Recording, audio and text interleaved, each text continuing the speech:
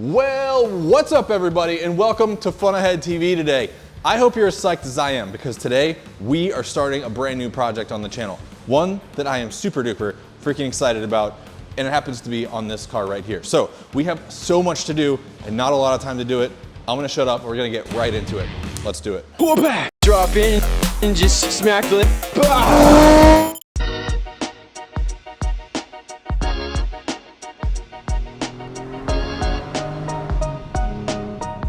So this car right here is my 1998 986 Boxster base model.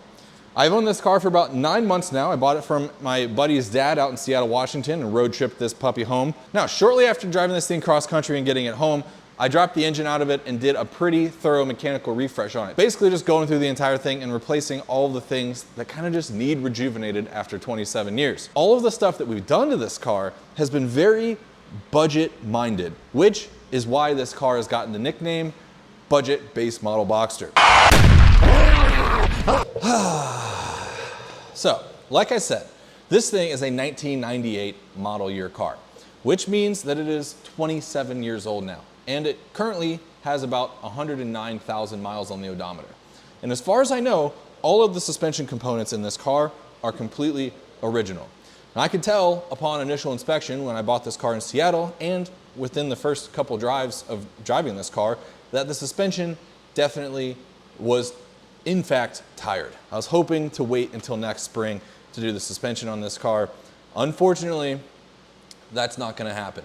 After doing the several very spirited drives with this thing and the single autocross that I've done with it, those suspension components that were on their last legs got pushed to death. So it is therefore time for us to do yet another project on this car this year and go ahead and rejuvenate the entire suspension. So you're probably saying to yourself, okay, David, okay. What the ding dang ding is it that's making you think that the suspension needs a total overhaul? Well, I had a couple pretty big leading indicators. First of all, I started to hear this kind of wah-wah sound. Now, of course, usually when you hear like the wah-wah-wah-wah-wah-wah as you're driving along, you think, my tires are cupped. Something's up with those. So that's exactly what I thought, and I ignored it for quite a while. The sound was coming from the front, and these front tires are over 10 years old, so therefore I was like, meh, whatever. I've been doing some hard driving on these puppies. They're probably just getting a little worn unevenly. Not too concerning. But I did go right on ahead and throw this thing up on the lift and check the wheel bearing, because I remembered to myself, remember that time you put this car up on the lift in Seattle when you were buying it and you noticed that the wheel bearing felt a little weird? And then also the fact that you've done a bunch of miles in this car since that exact moment, including a cross-country road trip. So maybe that sound isn't the tires, maybe it's a wheel bearing. Yeah, it is. It's the wheel bearing. So we'll look at it much more closely once we get the car up on the lift, but this left front wheel bearing is absolutely rocked. Same thing with the right rear. That was concerning item number one. Concerning item number two is that this other noise started to develop. Yeah. From what I can tell with my stethoscope, it is the inner bushing for the lower control arm, but obviously we're gonna have all this stuff torn down. We'll be able to tell for sure. So given that 2 of the 4 wheel bearings are completely rocked and we're starting to get this pretty bad sound from the left front suspension, I decided it's time. We're not gonna be able to push this project to next spring. We just need to go ahead and tackle it now so that we can go ahead and enjoy this car whenever we want to. Your boy's got a lot of projects coming down the line, like a lot. So we have a very short time to do this entire suspension overhaul. Plus, I've got an appointment to have the suspension on this car aligned. The suspension that has yet to be installed on the car.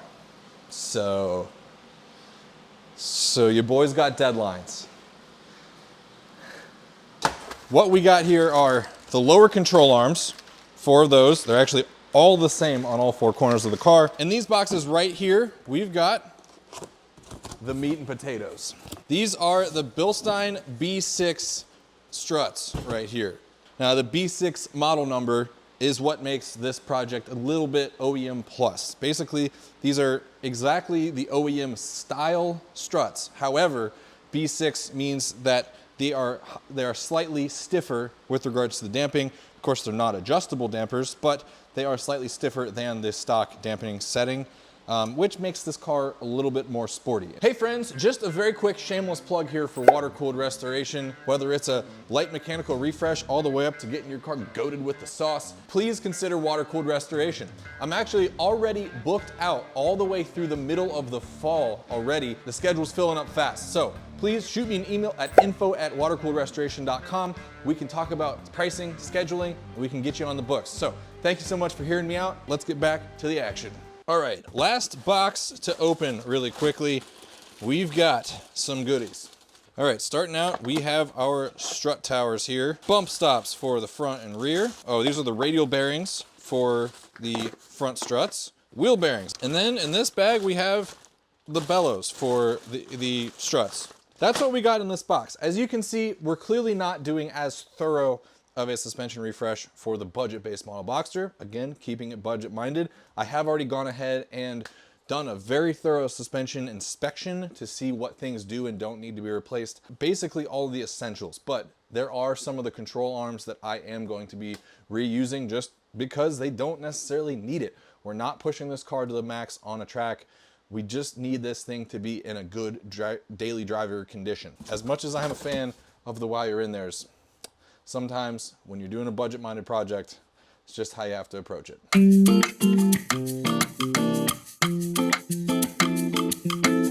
All right, so I went ahead and took the front left corner down just a little bit. Obviously, we mostly just popped the brake off basically, but I wanted to go ahead and show you guys this wheel bearing. It's not in the greatest of condition. Now, I did already go ahead and loosen this axle nut here, so therefore the wheel bearing isn't under the same compressed state that it was, but you can still hear it pretty well. Take a listen. I hope you guys can hear that okay, but it is crunchy, very, very crunchy. Unfortunately, it is moving a lot more smoothly now that there's no tension on this axle nut, but it was actually straight up just being notchy before. It was like difficult to actually turn this hub by hand. Comparing that to the right front, which does have some definite wear in this wheel bearing, but it turns so much more nicely than the left front. No notchiness, and the hub is still tightened down, and it makes basically no noise.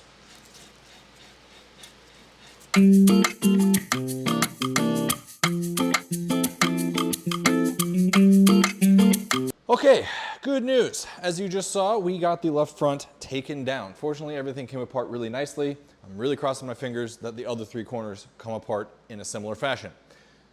Also good news, I did find that awful creak sound. Let me show you. Okay, now here is our lower control arm from the left front. And at first glance, everything looks pretty good. Obviously, I have some penetrating lube sitting on this part because of getting everything apart, and I ruined the boot with the pickle fork for separating this ball joint, so that's to be expected. These bushings at first glance look decent though. I mean, not great, but not awful. This ball joint has no play in it and it feels plenty good. So you're like, okay, well, what the heck was that sound? Well, if we put this lower control arm in my vise here and hold that inner part of this bushing still and move this, it spins separately. So when this is attached to the car, and therefore the frame of the car, this creaking sound just resonates up through the car. The car basically just acts like a big speaker, so you hear this very, very loudly. Plus, once this bushing actually heats up, the noise becomes even louder. So the good news is, we found our smoking gun. It's gonna be so satisfying to put a brand spanking new lower control arm on all four corners. Can't wait. Let's go ahead and get more work done.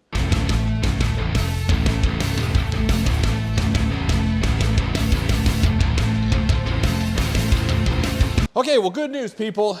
We now officially have all four corners of the Boxster taken apart. I do now have all of the parts in front of me on the floor in a nice organized fashion. It is now time for the more labor-intensive part of this job.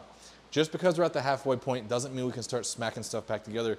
We have to do wheel bearings and we have to get our new struts assembled. That's actually kind of a pain in the butt. Reason being, the new struts don't come with springs. We're actually reusing the stock springs, so we have to move the springs from the old struts over to the new ones. So we're gonna talk about the spring swap in more detail in a little bit here, but first I want to tackle wheel bearings.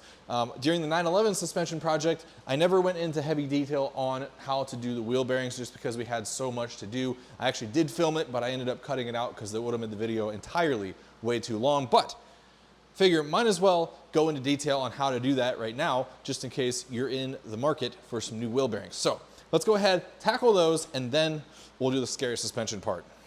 Okay, here we are back on the workbench area. Please excuse the mess. Every workbench needs to be dirty, otherwise, is it actually even a workbench? So here we have our wheel carrier for the right front. So we're gonna go ahead and swap the wheel bearing for this. As you can see, here's the wheel bearing inside of here. This is a multi-step process. First, we have to pop the hub out, which is pressed into the wheel bearing, into the inner race of the wheel bearing. Then we have to remove this retaining clip. Then we can push the wheel bearing out. Then we're at the halfway point. Then we can push in our new bearing, re-secure our retaining clip, and press back in our hub. Now, depending on how much a given wheel bearing feels like fighting you, that entire process is either much easier said than done, or it's not too terribly bad at all. But the tools that we will require to do this are, you need a big ass press. Excuse my language. I have a 20-ton shop press sitting right over here. That is exactly what's going to be required to be able to push these bearings out. And a puller of some kind. For example, one of these might come in handy depending on if the bearing separates as we're taking it apart, which does happen from time to time. But sometimes it's a nice clean break. They push right out and you won't end up needing some extra hardware. So with that, let's go ahead and start working on this. We'll see what happens. Right away, I always have this problem with my particular press. This wheel hub is larger than this opening down here. So therefore, the hub itself can't be pushed down through. It's gonna interfere. So I always have to elevate these a little bit. And to do that, I utilize a couple pieces of wood, and this looks janky, but it works. So a couple of sockets, and I use the brake hardware to secure these sockets down. So then utilizing those 2 points and the attachment point for the tie rod end, we have this little tripod of support. Now I don't quite have all of this set up yet, but I need to get all of my loads vertical because you don't want to put any kind of a moment or a torque on the stuff that your piece is setting on, because if so, well, the moment you load this up with tons of force, it's literally just gonna pop all that stuff away. So we have this vertically loaded now, and again, I know it looks sketchy, but these do hold the force as long as you're pushing as close to this axis as possible. Then it'll do it just fine. Plus, this center hub isn't pushed into this bearing too terribly hard. Yes, it will require some force, but it's not going to be nearly as much as what the wheel bearing requires to be pushed out. Oops, forgot to put my hearing protection on. Don't forget to wear your PPE, people, glasses and hearing, because these things can make some seriously loud pops.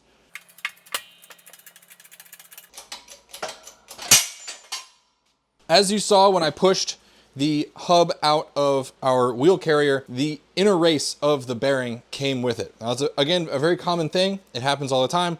But one thing about these early cars, this being a 1998 model year car, they hadn't quite done a lot of the serviceability things quite yet. You can always tell working on one of the early cars that they hadn't thought a lot of this stuff out. The later ones are much easier to work on because of some design changes for that specific reason.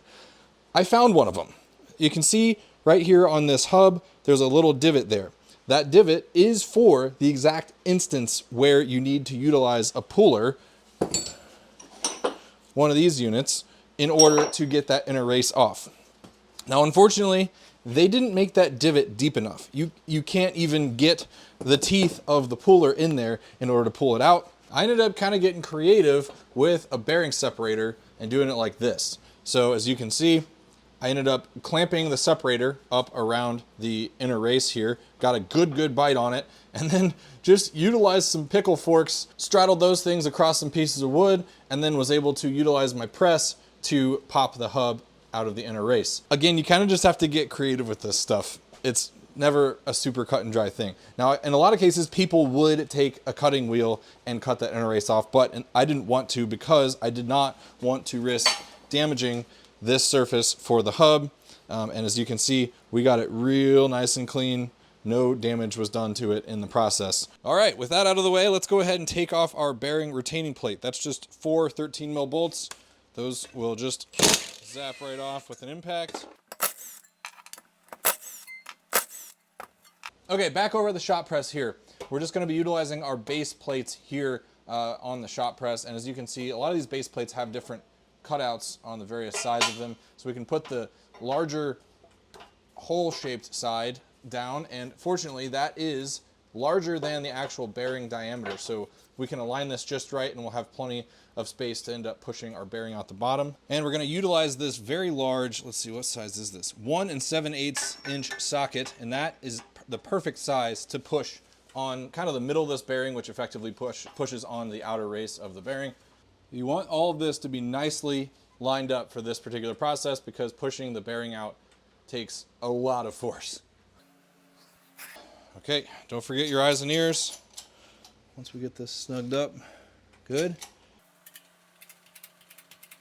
Okay, we're moving.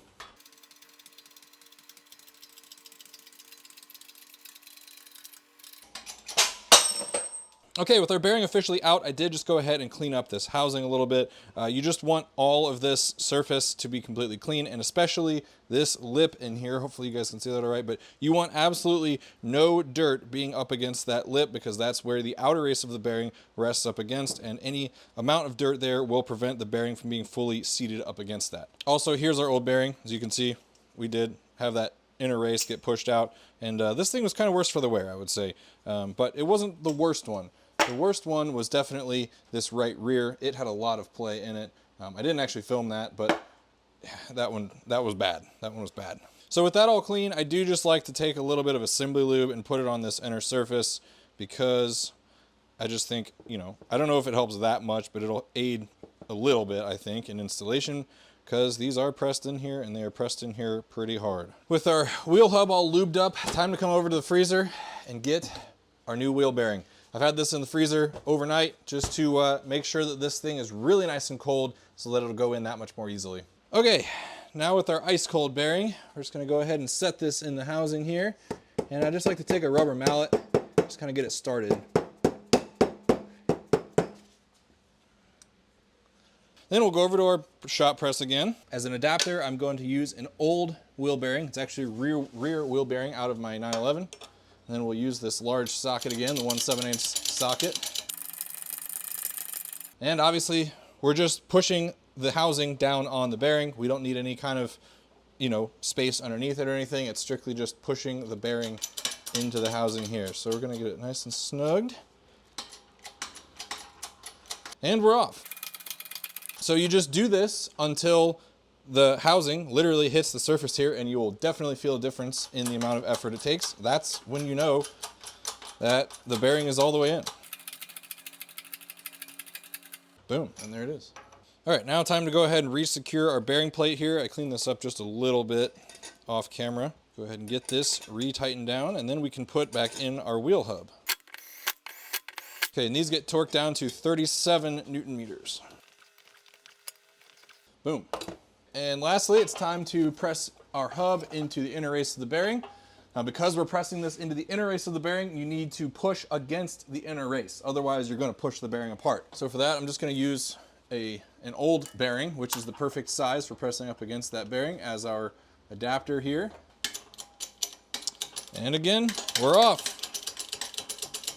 Same story here. Push down until you feel a lot more resistance in your hand, and then that's when you know it's down all the way. There it is. All right, and there you have it. We've got our brand new wheel bearing. We've got our hub pushed back in it, and she feels really, really nice. Oh, dead silent. That's exactly what you want. So that's how to swap a wheel bearing on a 986 or 987 Boxster. Unfortunately, the 911s are a little bit different. They have basically the same front wheel carriers, but the rear wheel carriers are quite a bit different. But, you know, same rules apply. So as far as the same steps, you just have to do a little bit of a different process in order to hold the carrier. They're just a little bit different geometry, but not that huge of a deal. Anyway, now that we've got these swapped out, let's go ahead and swap over our springs onto our brand new struts. That's super exciting because once we get that done, then we can start putting everything back together. Let's do it. Well, all right, friends, let's get goofy with it.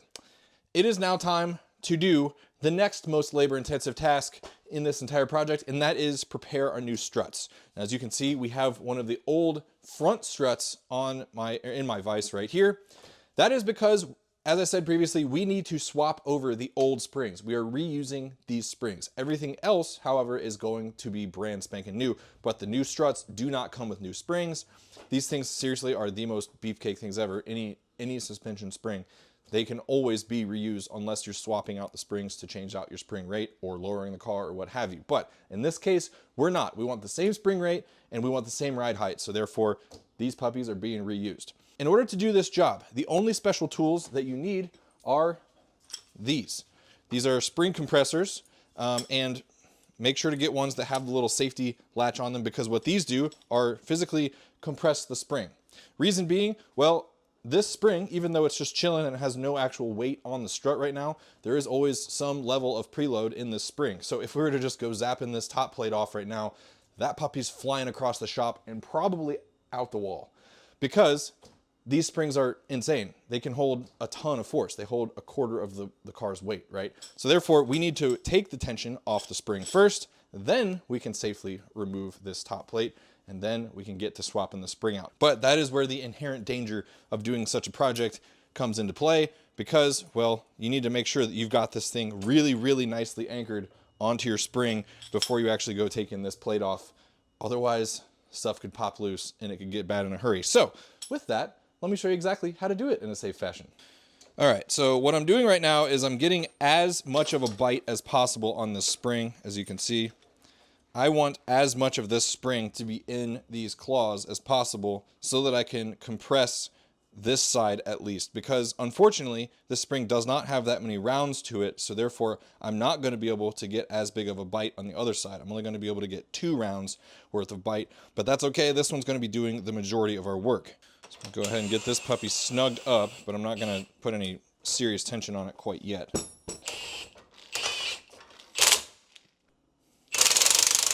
All right, now you can definitely see the light of day between this radial bearing and the spring. So we definitely have all of the force off of this top plate. It's now safe to take this thing off without it going through the wall. All right, now I just preliminarily loosened this bolt a little bit, but it only goes so far before it starts free spinning with the impact. So it needs to be turned by a wrench and counter held. Again, at this point, it doesn't hurt to double check that, yep, okay, all of our spring tension is off. All right, and on the parts analysis tip, let's go ahead and check out the stuff we just took apart. So old bellow, this thing actually could probably be reused, but you know, what the heck, we're in there.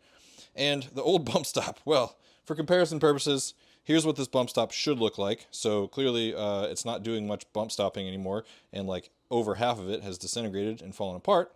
So we're going back in with a brand new bump stop and brand new bellow, plus this tower is going to get replaced as well. So are the radial bearings. This is the radial bearing. This just allows your strut tower to turn relative to your spring. Otherwise, your front suspension would not turn. Obviously, this is only on the front suspension.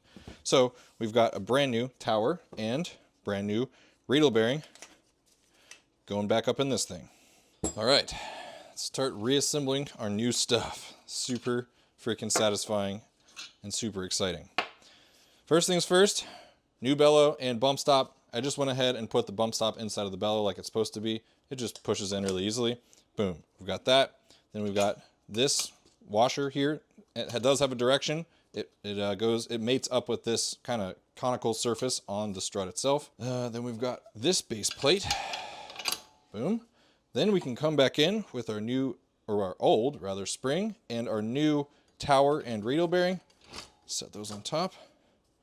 Then come back in with our upper washer and our brand new upper nut.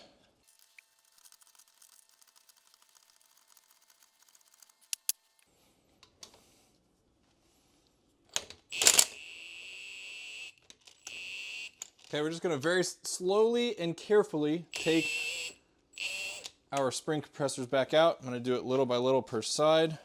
Don't want to have the spring cocked too much in one direction. Plus, while you're doing this, make sure that the end of the spring is sitting at the end of the perch where it's supposed to be. There's a definite spot where it's supposed to be nestled up against, as you can see. So, boom, we've got that all set up. Now, We can take that tension off.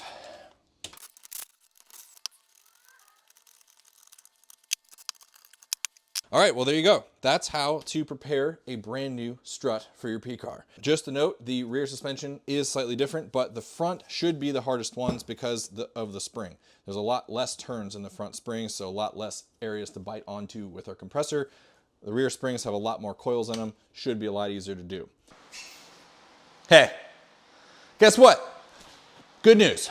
We officially have all the super labor intensive stuff that needed to happen at the middle of the project done and dusted. New wheel bearings pressed into the hubs, and we have our new struts completely prepared. Got those springs swapped over, got our brand new components put onto them as well. Everything is officially ready to go back up in the whip. But not trying to count the ribs of the chicken before the chicken hatches or whatever the heck the saying is, but I think, stepping out on a limb here, we just might have this car on the road today, which is fun. I'm pretty freaking excited about that. I need to therefore shut up and start doing some work. So I'm gonna start on the back. We're gonna start with the hardest first. There's just a little bit more to put together on the back corners. We'll get those knocked out. Hopefully the fronts will go nice and smoothly, cross some fingers. And then that means we can put this puppy back down on the ground and take it for the first test drive. Alrighty, time to go ahead and get our brand new strut installed. It does have a direction, by the way. The studs on the strut tower are spaced accordingly to only go one way. Now the Boxster is kind of a weird one because the strut tower is kind of in a weird spot. It is hidden halfway between where the convertible top sits and the very front edge of the trunk. All right, well, as you can see, we've got our brand new strut up and in there. It is now time to get the meat and potatoes back up in her, the wheel carrier. So as you can see, I've already gone ahead and preemptively put the lower control arm onto our wheel carrier. It's just a lot easier to do that way because once everything's up and in the vehicle, it's actually very hard to access this nut because the strut sits very close to it. So that plus the fact that when you're actually doing this, you know, you're putting this up and around the strut, you're getting your CV shaft installed into the splines of the hub, plus you have to get it up and around this front control arm, plus you've got to put the lower control arm into its spot into the subframe. It's a lot of things that have to slot into place at once, so it's just kind of one less thing to kind of have to jigsaw puzzle your way in there. Not required, but just a little tip.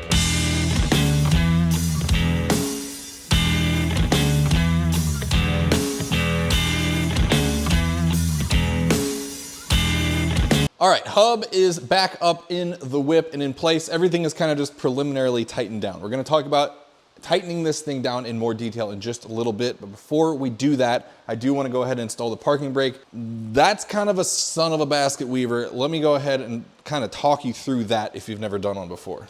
So if you've ever done drum brakes, then no problems. You will have this on lock. So it is just a drum brake style parking brake. So you've got your two shoes on the outside here, and then your retaining hardware. So primary bigger spring at the bottom here that holds the bottom of the pads together. There's a little one at the top that holds them up against the adjuster. All of this has to kind of go together just so in order for it to go upright. One of the trickier bits is that this tiny little pin goes up and through this hole right here on this, I don't even know what this is called, this lever, and this is what goes to the actual parking brake cable itself, plus this tiny little circlip that retains the actual pin itself. So overall, it's just normal drum brake stuff. It looks way more daunting than it actually is. Lay it out on the table, all the bits and pieces exactly how they came off the car. That way you can remember exactly how they go back on the car. Now it is time to go ahead and tighten down our control arms. So in order to do that, there's a very specific, crucial thing that you have to do in order to ensure that your control arms are going to last a very long time. And that is called putting the suspension into 1G.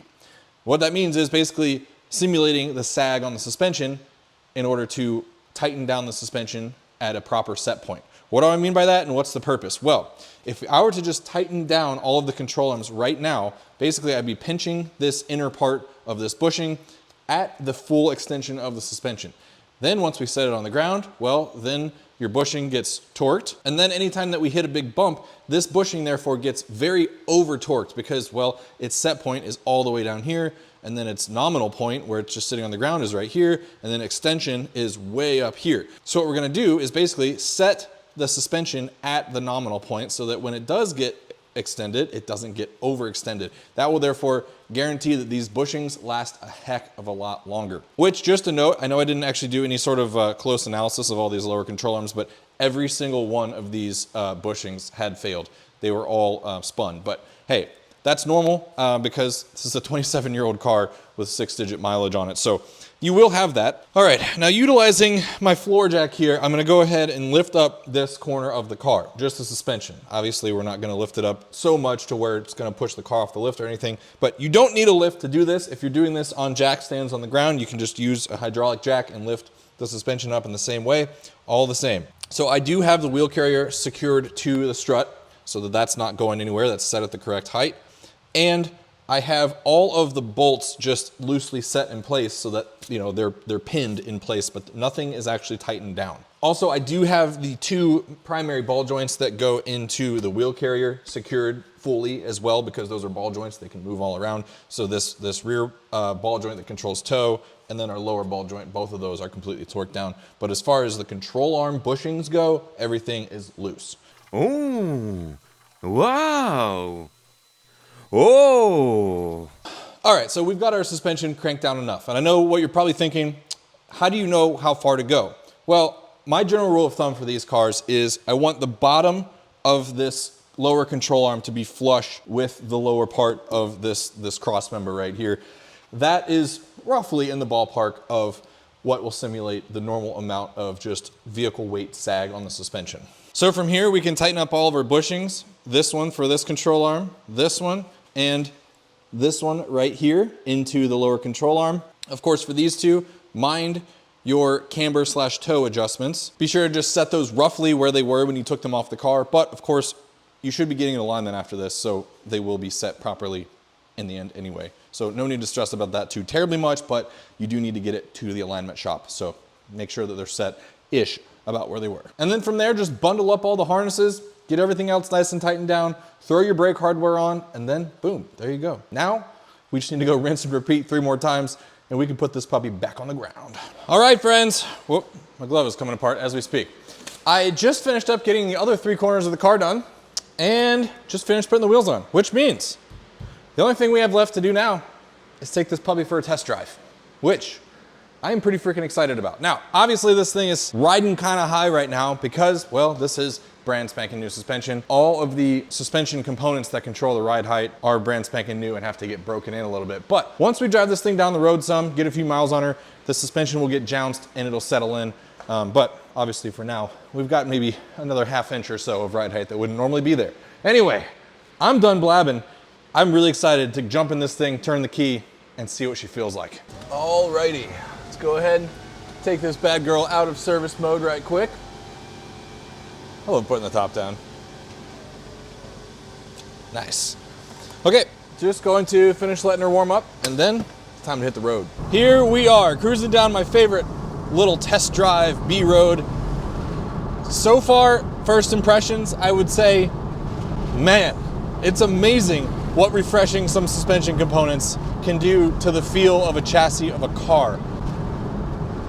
You just don't realize all of the compounding compliance, excessive compliance that's going on in your old tired suspension, you know, between your struts and your bushings and maybe some looser ball joints. It's all just kind of adding up and adding together to way more compliance than there should be. And not to mention the fact that obviously we have the much stiffer struts in the car now. Not much stiffer, but somewhat stiffer. But having refreshed all of that now, I can tell just driving on the road that this chassis is so much more composed and put together. And I haven't even put it into a corner yet. Right now I'm just very much in the vetting out phase to make sure that I didn't leave anything loose. And true confessions, before I set off from the driveway, I turned around and went ahead and threw it up on the lift one more time just to quadruple check that we have all the bolts tightened down, which is always good practice whenever you've taken everything apart like we just did. All right, so yeah, I gotta say, the way this thing feels is nuts. Obviously we're riding on all the same tires, so there's no difference there. This is strictly an evaluation from the standpoint of how does the new suspension feel. As a matter of fact, I think I did a decent job putting things back together alignment-wise, because it doesn't pull one way or another, which is really, really nice. But I did, because I didn't replace everything, we were able to put a lot of the stuff back together exactly how it was. We didn't actually have to take it apart. Per the question of, does it handle any differently? Well, like I said, already the chassis feels so much more sharp. And obviously it's pretty hard to tell on road exactly what the handling is like, but I can tell you, just turning in, the thing just, yes, there's still body roll, but the thing feels so much more composed and controlled, which is so nice. And actually, per the slightly stiffer dampers from the stock, the Bilstein B6s, I was curious to know just how much more stiff they were going to be. So I'm actually going down a fairly rough B road right now that has quite a bit of washboarding to it, and the stiffer dampers don't feel that bad. Yes, they feel like they follow the road a lot better and don't have quite as much give, but it doesn't feel like, oh, you don't hit it and like absolutely cringe. So, good news. I think we have achieved our goal of nicely refreshing our suspension and on a budget, and we have maintained all of the streetability of this car that I absolutely love, while sharpening it up like absolutely crazy. This, honestly, it feels like a totally different car. It just feels brand new. It feels like it literally just rolled off the assembly line. It's just so crisp and so sharp.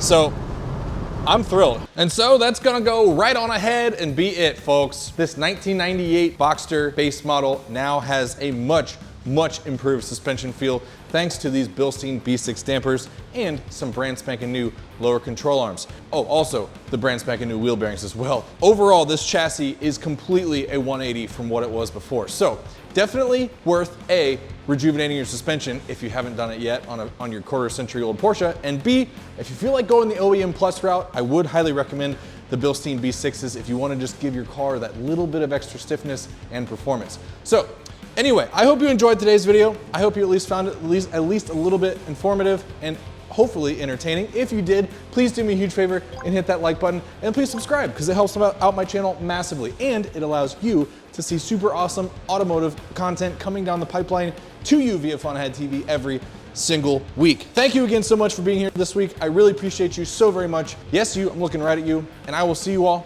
in next week's episode. Later. Bread. Bread. Bread. Bread. Bread. Bread. Bread. Pull back. Drop in and just smack the lip.